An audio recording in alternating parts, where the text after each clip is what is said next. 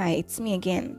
So, since this is a pretty new channel, I've decided to explain briefly what my content is all about so that it makes sense from now henceforth, and also how I'm going to be structuring my content. So, basically, I break down how the internet works, how websites, apps, and even digital systems as a whole, how they work. And I break them down in simple, real world ways using real world terms so that it doesn't really sound very big and difficult to understand.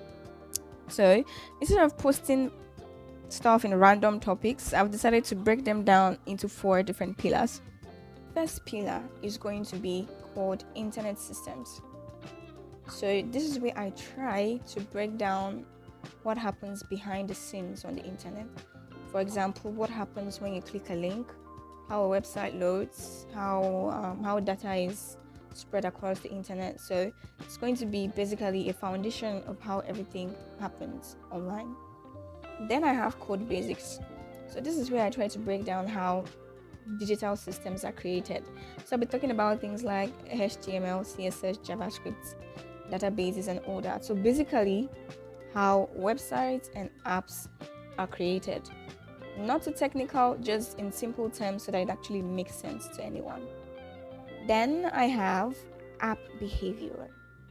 In this segment, I'll be talking about how apps work, your favorite apps like Spotify, Instagram, TikTok, YouTube. I'll be explaining what happens in them behind the scenes and how they're able to keep you engaged in them. Next, I have the digital growth systems. This is the business and strategy side.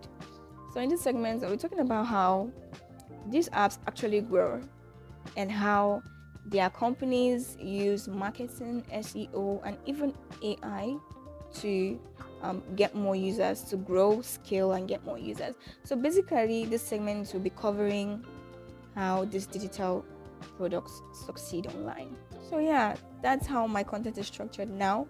Most things that I'll post will fall under these four categories.